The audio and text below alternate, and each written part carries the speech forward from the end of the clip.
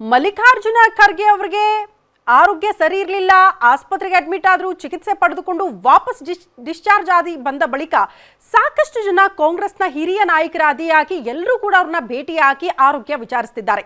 ಅದೇ ರೀತಿ ಮಾಜಿ ಸಂಸದೆ ರಮ್ಯಾ ಅವರು ಕೂಡ ಮಲ್ಲಿಕಾರ್ಜುನ ಖರ್ಗೆ ಅವರನ್ನ ಭೇಟಿಯಾಗಿ ಆರೋಗ್ಯ ವಿಚಾರಿಸ್ಕೊಂಡು ಬರೋಣ ಅಂತ ಹೋದ್ರು.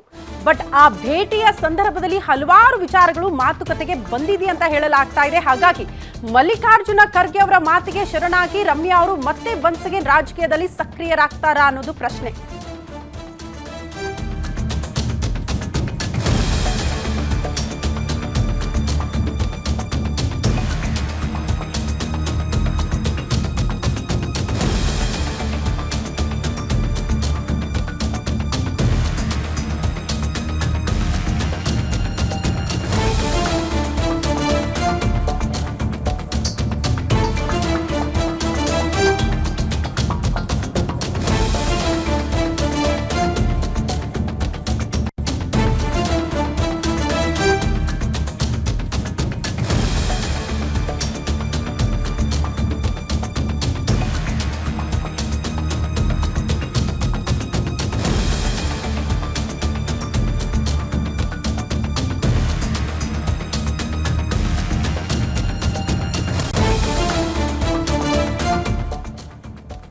ರಾಜ್ಯ ರಾಜಕೀಯದಲ್ಲಿ ಮತ್ತೆ ಆಕ್ಟಿವ್ ಆಗ್ಬಿಡ್ತಾರಾ ರಮ್ಯಾ ಅನ್ನೋದು ಪ್ರಶ್ನೆ. ಕಾರಣ ಖರ್ಗೆ ಅವರು ಅಂಥದ್ದೊಂದು ಸೂಚನೆ ಕೊಟ್ಟಿದ್ದಾರೆ ಅಂತ.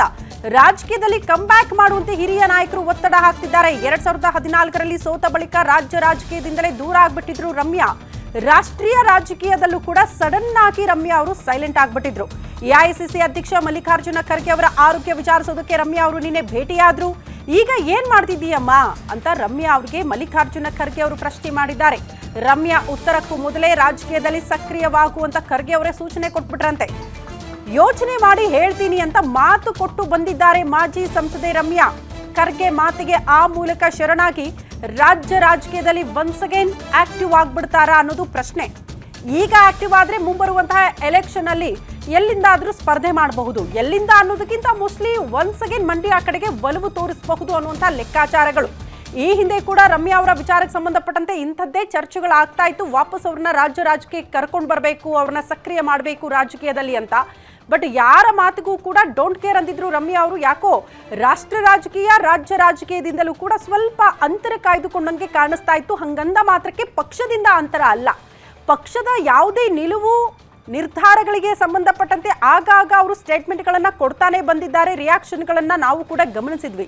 ಹಂಗಂದ ಮಾತ್ರಕ್ಕೆ ಪಕ್ಷದಿಂದ ಅವರು ಅಂತರ ಕಾಯ್ದುಕೊಂಡಿಲ್ಲ. ಬದಲಾಗಿ ಸದ್ಯ ಸಕ್ರಿಯ ರಾಜಕೀಯದಿಂದ ಸ್ವಲ್ಪ ಮಟ್ಟಿಗೆ ಸೈಲೆಂಟ್ ಆದಂಗೆ ಕಾಣಿಸ್ತಾ ಇತ್ತು ರಮ್ಯಾ ಅವರು. ಹಾಗಾಗಿ ನಿನ್ನೆ ಮಲ್ಲಿಕಾರ್ಜುನ ಖರ್ಗೆ ಅವರ ಆರೋಗ್ಯ ವಿಚಾರಿಸ್ಕೊಂಡು ಬರೋದಕ್ಕೆ ಅಂತ ಅವ್ರನ್ನ ಭೇಟಿ ಮಾಡೋದಕ್ಕೆ ಹೋದಂತಹ ಸಂದರ್ಭದಲ್ಲಿ ಖರ್ಗೆ ಅವರು ಒಂದು ಪ್ರಶ್ನೆ ಮಾಡಿದ್ರಂತೆ, ಏನ್ ಮಾಡ್ತಿದ್ದೀಯಮ್ಮ ಈಗ ಅಂತ.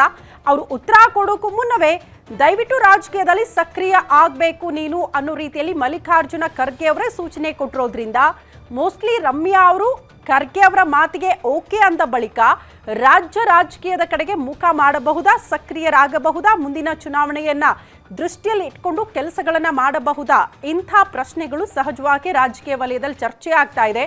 ಜಸ್ಟ್ ಮಲ್ಲಿಕಾರ್ಜುನ ಖರ್ಗೆ ಅವರು ಮಾತ್ರ ಅಲ್ಲ, ಕಾಂಗ್ರೆಸ್ನ ಹಿರಿಯ ನಾಯಕ.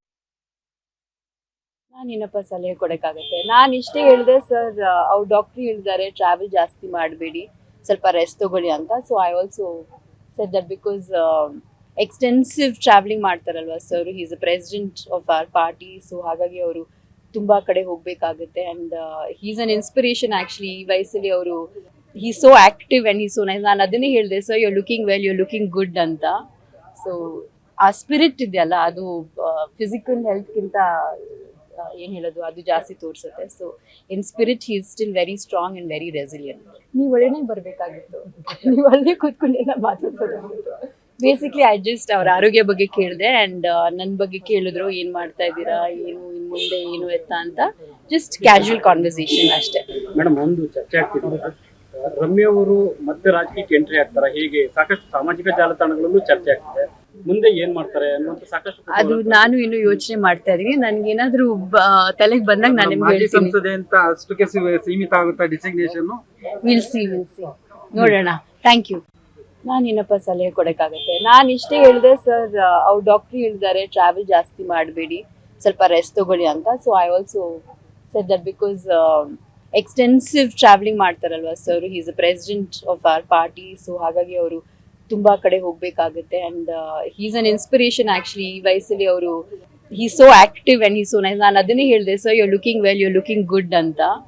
ಸೊ ಆ ಸ್ಪಿರಿಟ್ ಇದೆಯಲ್ಲ, ಅದು ಫಿಸಿಕಲ್ ಹೆಲ್ತ್ಗಿಂತ ಏನ್ ಹೇಳೋದು ಅದು ಜಾಸ್ತಿ ತೋರಿಸುತ್ತೆ. So in spirit he is still very strong and very resilient. ನೀವು ಒಳ್ಳೆನೇ ಬರ್ಬೇಕಾಗಿತ್ತು, ನೀವು ಒಳ್ಳೆ ಕೂತ್ಕೊಂಡೆಲ್ಲ ಮಾತಾಡ್ಬೋದಾಗಿತ್ತು. ಬೇಸಿಕ್ಲಿ ಐ ಜಸ್ಟ್ ಅವ್ರ ಆರೋಗ್ಯ ಬಗ್ಗೆ ಕೇಳಿದೆ ಅಂಡ್ ನನ್ನ ಬಗ್ಗೆ ಕೇಳಿದ್ರು, ಏನ್ ಮಾಡ್ತಾ ಇದ್ದೀರಾ, ಏನು ಇನ್ ಮುಂದೆ ಏನು ಎತ್ತ ಅಂತ. ಜಸ್ಟ್ ಕ್ಯಾಶುವಲ್ ಕಾನ್ವರ್ಸೇಷನ್ ಅಷ್ಟೇ. ಮೇಡಮ್, ಒಂದು ಚರ್ಚೆ ಆಗ್ತಿದೆ, ರಮ್ಯಾ ಅವರು ಮತ್ತೆ ರಾಜಕೀಯಕ್ಕೆ ಎಂಟ್ರಿ ಆಗ್ತಾರ, ಹೇಗೆ ಸಾಕಷ್ಟು ಸಾಮಾಜಿಕ ಜಾಲತಾಣಗಳಲ್ಲೂ ಚರ್ಚೆ ಆಗ್ತಿದೆ. ಮುಂದೆ ಏನ್ ಮಾಡ್ತಾರೆ ಅನ್ನುವಂತ ಸಾಕಷ್ಟು ಅದು ನಾನು ಇನ್ನು ಯೋಚನೆ ಮಾಡ್ತಾ ಇದೀನಿ. ನನ್ಗೆ ಏನಾದ್ರು ತಲೆಗೆ ಬಂದಾಗ ನಾನು ನಿಮ್ಗೆ ಹೇಳ್ತೀನಿ. ಅಂತ ಅಷ್ಟಕ್ಕೆ ಸೀಮಿತ ಆಗುತ್ತಾ? ಈ ಬಗ್ಗೆ ಮತ್ತಷ್ಟು ಡೀಟೇಲ್ಸ್ ಅನ್ನ ಪಡ್ಕೊಳ್ಳೋಣ. ಪೊಲಿಟಿಕಲ್ ಬ್ಯೂರೋ ಹೆಡ್ ಆಗಿರುವ ಮಾರುತಿ ಪಾವಗಡ ನೇರ ಸಂಪರ್ಕದಲ್ಲಿ ಜಾಯಿನ್ ಆಗ್ತಿದ್ದಾರೆ. ಮಾರುತಿ, ಮಾಜಿ ಸಂಸದೆ ರಮ್ಯಾ ಅವರು 2014ರ ಎಲೆಕ್ಷನ್ ಅಲ್ಲಿ ಸೋತ ಬಳಿಕ ಒಂದಷ್ಟು ಕಾರ್ಯಕ್ರಮಗಳಿಂದ ರಾಜಕೀಯದಿಂದ ಅಂತರ ಕಾಯ್ದುಕೊಂಡಿದ್ದಾರೆ ಅನ್ನೋದನ್ನ ಬಿಟ್ರೆ ಪಕ್ಷದಿಂದ ಎಲ್ಲೂ ಕೂಡ ಅಂತರ ಕಾಯ್ದುಕೊಂಡಿರಲಿಲ್ಲ. ಬಟ್ ಈಗ ಖರ್ಗೆ ಅವರ ಮಾತಿನಿಂದ ಒನ್ಸ್ ಅಗೇನ್ ರಾಜಕೀಯದಲ್ಲಿ ಸಕ್ರಿಯರಾಗೋದಕ್ಕೆ ಮನಸ್ಸು ಮಾಡಿದ್ದಾರಾ? ಅಂಥ ಬೆಳವಣಿಗೆಗಳನ್ನ ನಿರೀಕ್ಷೆ ಮಾಡಬಹುದಾ ಹೇಗೆ ಅಂತ? ಕೃತಿ, ರಮ್ಯಾ ಯಾವಾಗ ಕಾಂಗ್ರೆಸ್ ನಾಯಕರನ್ನ ಭೇಟಿ ಮಾಡಿ ಚರ್ಚೆ ಮಾಡಿ ಹೊರಗಡೆಗೆ ಬರ್ತಾರೋ ಆ ಸಂದರ್ಭದಲ್ಲಿ ಇಂತ ಒಂದು ಚರ್ಚೆ ಸಹಜವಾಗಿ ಕಾಂಗ್ರೆಸ್ ಕಾರ್ಯಕರ್ತರಲ್ಲೂ ಆಗ್ತಾ ಇದೆ. ಅದೇ ರೀತಿ ಅವರ ಅಭಿಮಾನಿಗಳಲ್ಲೂ ಕೂಡ ಆಗ್ತಾ ಇದೆ. ನಿನ್ನೆ ಎಐಸಿಸಿ ಅಧ್ಯಕ್ಷರಾದಂತಹ ಮಲ್ಲಿಕಾರ್ಜುನ್ ಖರ್ಗೆ ಅವರ ಆರೋಗ್ಯ ವಿಚಾರಿಸಕ್ಕೆ ಹೋಗಿದ್ದಂತಹ ರಮ್ಯಾ ಅವರ ಮುಂದೆ ಸ್ವತಃ ಮಲ್ಲಿಕಾರ್ಜುನ್ ಖರ್ಗೆ ಅವರೇ ಈ ಪ್ರಸ್ತಾಪವನ್ನ ಇಟ್ಟಿರುವಂತದ್ದು. ಮತ್ತೆ ನೀವು ರಾಜಕಾರಣದಲ್ಲಿ ಆಕ್ಟಿವ್ ಆಗೋದಿಲ್ವಾ ಅನ್ನುವಂತ ಒಂದು ಪ್ರಶ್ನೆಯನ್ನ ಇಟ್ಟಿದ್ದಾರೆ. ಜೊತೆಗೆ ಈಗ ಏನ್ ಮಾಡ್ತಾ ಇದ್ದೀರಾ ಅನ್ನುವಂತ ಒಂದು ಪ್ರಶ್ನೆಯನ್ನು ಕೂಡ ನೇರವಾಗಿ ಕೇಳಿದ್ದಾರೆ. ಯಾಕಂತ ಹೇಳಿದ್ರೆ ರಾಜಕಾರಣಿಗಳು ಸದಾ ಅದು ಗೆದ್ದಾಗ ಆಗಿರ್ಬೋದು, ಸೋತಾಗ ಆಗಿರ್ಬೋದು, ರಾಜಕಾರಣದಲ್ಲಿದ್ದಾಗ ಸಕ್ರಿಯವಾಗಿದ್ರೆ ಮಾತ್ರ ಅದಕ್ಕೆ ಬೆಲೆ ಬರುತ್ತೆ. ಹೀಗಾಗಿ ಆದಷ್ಟು ಬೇಗ ಒಂದು ತೀರ್ಮಾನವನ್ನ ಮಾಡಿ ಅನ್ನುವಂತಹ ಒಂದು ಸಲಹೆಯನ್ನ ಎಐಸಿಸಿ ಅಧ್ಯಕ್ಷರಾದಂತಹ ಮಲ್ಲಿಕಾರ್ಜುನ್ ಖರ್ಗೆ ಅವರು ಕೊಟ್ಟಿರುವಂತದ್ದು. ರಮ್ಯಾ ಅವರ ನಿನ್ನೆ ನಡೆ ಅಷ್ಟೇ ಅಲ್ಲ, ಇತ್ತೀಚೆಗೆ ಕಳೆದ 1-2 ತಿಂಗಳಿಂದ ನಾವು ಗಮನಿಸಿದ್ದೆ ಆದ್ರೆ ಬಹುತೇಕ ಕಾಂಗ್ರೆಸ್ ಕಾರ್ಯಕ್ರಮಗಳಲ್ಲಿ ಆಗಿಂದಾಗೆ ಕಾಣಿಸ್ಕೊಳ್ತಾರೆ ಇದ್ದಾರೆ. ಅದರಲ್ಲಿ ಹೆಬ್ಬಾಳ ಫ್ಲೈಓವರ್ ಉದ್ಘಾಟನೆ ಮಾಡುವಂತ ಒಂದು ಸಂದರ್ಭದಲ್ಲಿ ಮುಖ್ಯಮಂತ್ರಿ ಸಿದ್ದರಾಮಯ್ಯ, ಉಪಮುಖ್ಯಮಂತ್ರಿ ಡಿ.ಕೆ. ಶಿವಕುಮಾರ್ ಸೇರಿದಂತೆ ಹಲವು ಕೃಷ್ಣ ಬೈರೇಗೌಡ ಮತ್ತೆ ಬೈರತಿ ಸುರೇಶ್ ಅವರಿದ್ದಂತಹ ವೇದಿಕೆಯನ್ನ ಹಂಚ್ಕೊಂಡಿದ್ರು. ಅದಾದ ಬಳಿಕ ಪರಮೇಶ್ವರ್ ಅವರ ಕಾರ್ಯಕ್ರಮಗಳ 2 ಕಾರ್ಯಕ್ರಮದಲ್ಲಿ ಭಾಗವಹಿಸಿದ್ರು. ಪರಮೇಶ್ವರ್ ಅವರ ಪರವಾಗಿ ಮಾತಾಡಿ ಬಂದಿದ್ರು. ಮೊನ್ನೆ ಅಷ್ಟೇ ಪರಮೇಶ್ವರ್ ಅವರು ತುಮಕೂರು ದಸರಾವನ್ನ ಅದ್ದೂರಿಯಾಗಿ ಆಚರಣೆ ಮಾಡುವಂತ ಒಂದು ಸಂದರ್ಭದಲ್ಲಿ ತುಮಕೂರಿಗೆ ಹೋಗಿ ಅಲ್ಲೂ ಕೂಡ ಭಾಗವಹಿಸಿ ಬಂದಿರುವಂತದ್ದು. ನಿನ್ನೆ ಮತ್ತೆ ಎಐಸಿಸಿ ಅಧ್ಯಕ್ಷರಾದಂತಹ ಮಲ್ಲಿಕಾರ್ಜುನ್ ಖರ್ಗೆ ಅವರನ್ನ ಭೇಟಿ ಮಾಡಿ ಚರ್ಚೆ ಆಗಿರುವಂತದ್ದು. ಈ ನಡುವೆ ಹಲವು ಬಾರಿ ಕೆಪಿಸಿಸಿ ಅಧ್ಯಕ್ಷರಾಗಿರುವಂತಹ ಉಪಮುಖ್ಯಮಂತ್ರಿ ಡಿ.ಕೆ. ಶಿವಕುಮಾರ್ ಅವರನ್ನ ಹಲವು ಬಾರಿ ರಮ್ಯಾ ಅವರು ಭೇಟಿ ಮಾಡಿದರೆ ಹಲವು ವಿಚಾರಗಳ ಬಗ್ಗೆ ಚರ್ಚೆ ಮಾಡಿದ್ದಾರೆ. ಹಾಗಂದ ಮಾತ್ರಕ್ಕೆ ಇವತ್ತು ನಾಳೆಯೇ ಅವರು ಕಾಂಗ್ರೆಸ್ ಮತ್ತೆ ಸೇರ್ಪಡೆ ಆಗ್ತಾ ಇದ್ದಾರೆ, ಆಕ್ಟಿವ್ ಆಗ್ತಾ ಇದ್ದಾರೆ ಅಂತ ನಾವು ಹೇಳ್ತಿಲ್ಲ. ಆದ್ರೆ ಇತ್ತೀಚೆಗೆ ರಮ್ಯಾ ಅವರ ನಡೆ ನೋಡಿದ್ರೆ ಬಹುತೇಕ ಮತ್ತೆ ರಾಜಕೀಯದಲ್ಲಿ ಆಕ್ಟಿವ್ ಆಗೋದಕ್ಕೆ ಏನೆಲ್ಲ ತಯಾರಿಯನ್ನ ಮಾಡ್ಕೋಬೇಕೋ ಆ ತಯಾರಿಗಳನ್ನ ಸದ್ದಿಲ್ಲದೆ ಮಾಡ್ಕೊಳ್ತಾ ಇದ್ದಾರೆ ಅನ್ನುವಂಥದ್ದು ಮಾತ್ರ ಈ ಎಲ್ಲಾ ಬೆಳವಣಿಗೆಗಳಿಂದ ಸಾಬೀತಾಗ್ತಾ ಇದೆ. ಹೀಗಾಗಿ ಮುಂದಿನ ದಿನಗಳಲ್ಲಿ ಆದಷ್ಟು ಬೇಗ ಆಕ್ಟಿವ್ ಆಗಿ ಅನ್ನುವಂತ ಒಂದು ಸಲಹೆ ಮಲ್ಲಿಕಾರ್ಜುನ್ ಖರ್ಗೆ ಅವರು ಏನ್ ಕೊಟ್ಟಿದ್ದಾರೆ ಆ ಸಲಹೆಯನ್ನ ಬಹಳಷ್ಟು ಗಂಭೀರವಾಗಿ ರಮ್ಯಾ ಅವರು ತೆಗೆದುಕೊಳ್ಬಹುದು. ಮುಂದಿನ ದಿನಗಳಲ್ಲಿ ಮತ್ತೆ ಮಂಡ್ಯದಿಂದ ಸ್ಪರ್ಧೆ ಮಾಡ್ತಾರಾ, ಇಲ್ಲ ಅಂತ ಹೇಳಿದ್ರೆ ಬೆಂಗಳೂರು ಯಾವ್ದಾದ್ರು ಒಂದು ವಿಧಾನಸಭಾ ಕ್ಷೇತ್ರ ಇಲ್ಲವೇ ಲೋಕಸಭಾ ಕ್ಷೇತ್ರದಿಂದ ಸ್ಪರ್ಧೆ ಮಾಡ್ತಾರ ಅನ್ನುವಂಥದ್ದು ಕಾದ್ ನೋಡ್ಬೇಕಾಗಿದೆ. ಆದ್ರೆ ರಾಜ್ಯ ಕಾಂಗ್ರೆಸ್ ಅಲ್ಲಿರುವಂತಹ ಹಲವು ನಾಯಕರು ಮಾತ್ರ ರಮ್ಯಾ ಅವರು ರಿಎಂಟ್ರಿ ಕೊಟ್ರೆ ನಮ್ಗೊಂದಷ್ಟು ಅನುಕೂಲ ಆಗುತ್ತೆ ಅನ್ನುವಂತ ಯೋಚನೆಯಲ್ಲಿ ಇರುವಂತದ್ದು ಮಾತ್ರ ನಿಜ. ಶ್ರುತಿ. ಓಕೆ ಮಾರುತಿ, ಧನ್ಯವಾದಗಳು ತಮ್ಮೆಲ್ಲ ಮಾಹಿತಿಗೆ. ಎಕ್ಸಾಕ್ಟ್ಲಿ ರಮ್ಯಾ ಅವರ ನಡೆ ಈಗ ಕುತೂಹಲ. ಈಗಲೇ ಬಂದು ಬಿಡ್ತಾರೆ ಅಂತ ಹೇಳಕ್ಕಾಗದೇ ಇದ್ರೂ ಕೂಡ ಆಗಾಗ ಪಕ್ಷದಲ್ಲಿ ಆಕ್ಟಿವ್ ಆಗಿದ್ದೀನಿ ಅಂತ ತೋರಿಸೋ ಮೂಲಕ ಮೋಸ್ಟ್ಲಿ ಚುನಾವಣಾ ಹತ್ತಿರ ಕಂಪ್ಲೀಟ್ ಆಗಿ ಆಕ್ಟಿವ್ ಆಗೋ ಸಾಧ್ಯತೆಗಳಿದೆ. ಆ ನಿಟ್ಟಿನಲ್ಲೇ ಖರ್ಗೆ ಅವರ ಸೂಚನೆಯನ್ನ ಪಾಲನೆ ಮಾಡ್ತಾರಾ ರಮ್ಯಾ ಅನ್ನೋದು ಕೂಡ ಪ್ರಶ್ನೆ ಇರೋದು.